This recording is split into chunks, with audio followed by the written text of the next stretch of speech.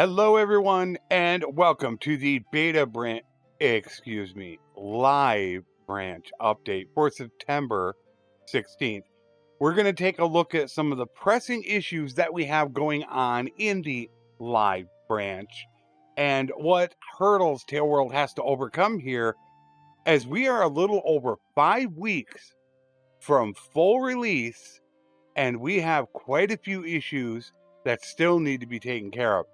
And today, we are going to look at a few of those issues, definitely not all of them, that are really pressing and need to be taken care of ASAP. The biggest one by far is the defection issue. Now, with the help of the community and save files that have been very graciously sent to me, we've been able to narrow down a few things when it comes to the defection issue, and that it seems to come from what we would call capitals, or towns that were originally owned by the original ruler at the start of the game. Towns such as Marinoth, Lycaron, Macab, Sargot. Towns that they were originally owned with seem to have this.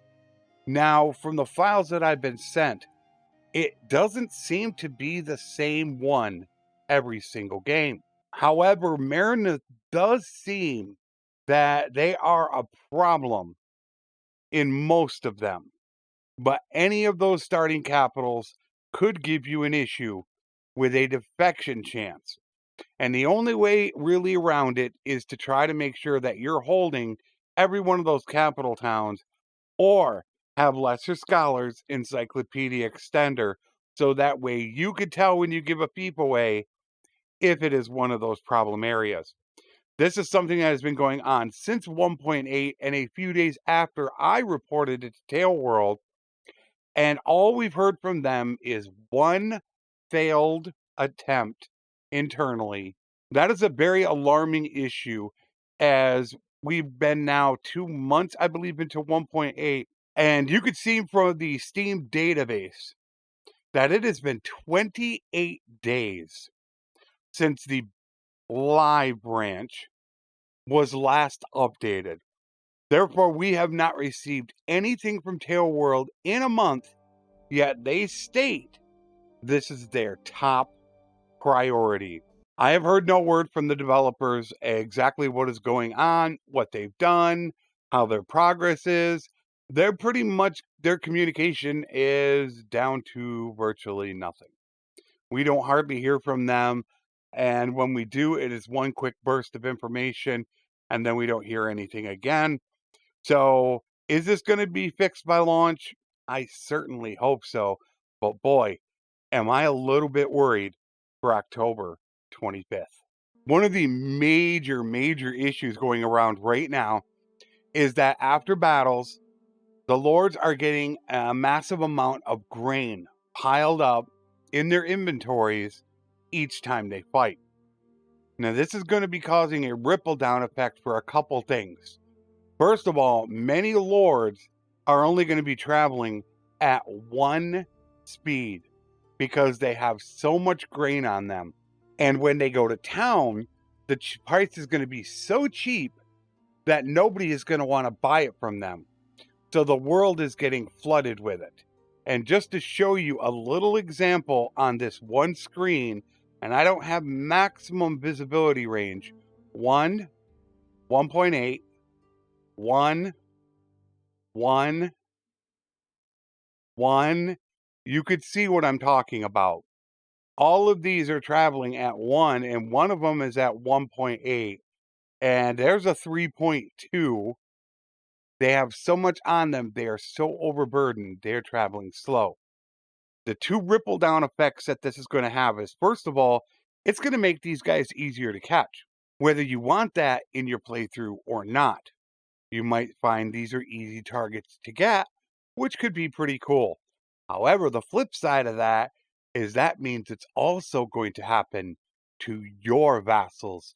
Sooner or later, they're going to get so much grain, they're going to be traveling at one speed, and they're going to end up getting caught. The other downside to this is that it could be causing some towns to get flooded with grain.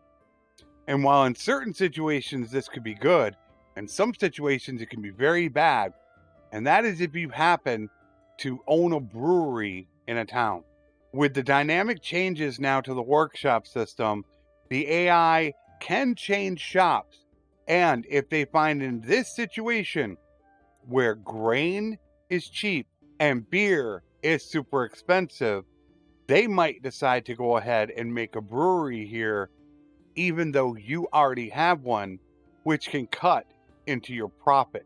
So it can have a secondary trickle down effect to your workshops that you have from this problem. This is a build that I am making for a live stream in which I'm going to be the infantry captain. I wanted to make the ultimate captain because as Strat Gaming's video has already shown, having an infantry captain is so important to fighting a good battle. It can turn the tide of war.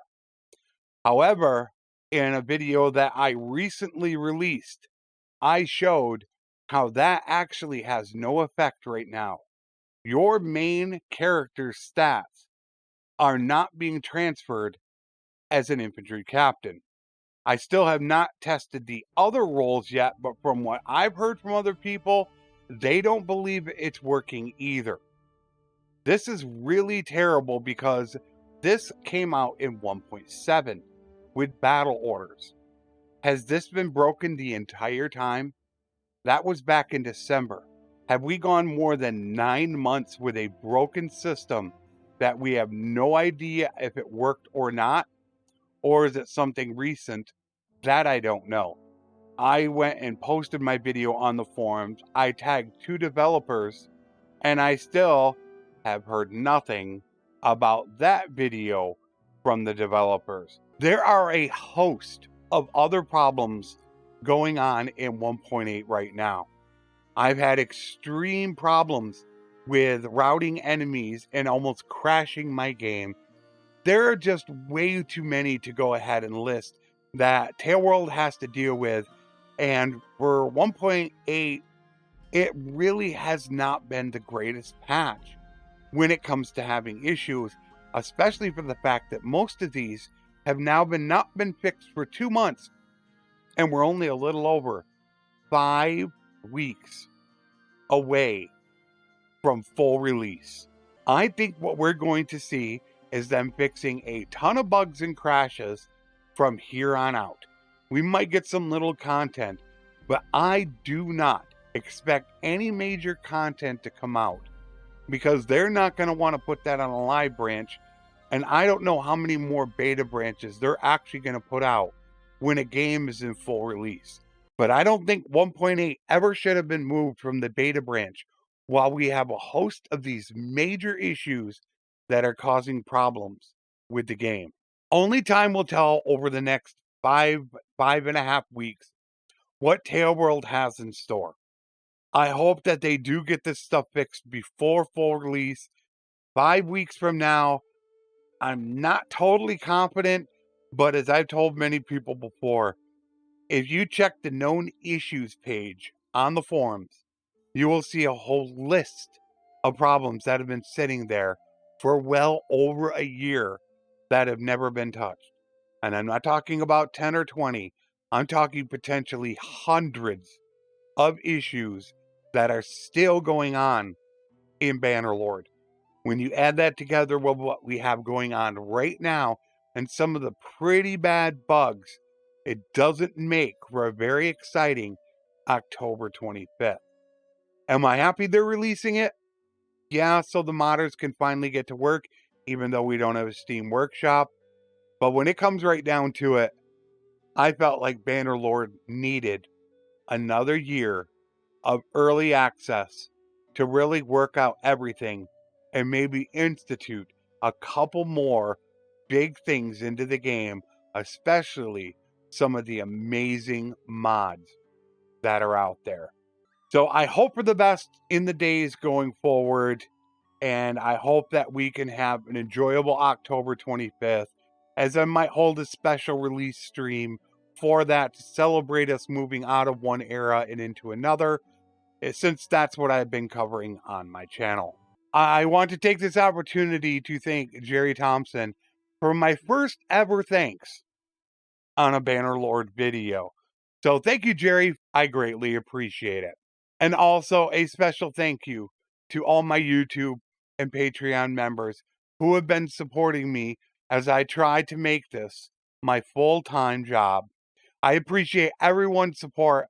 I look forward to what's coming up in Bannerlord and for future games to be hitting the channel very soon. I wish everybody the very best in these times ahead, and I can't wait to see what the future holds for us. Until next time, my friends, take care, and thanks for watching.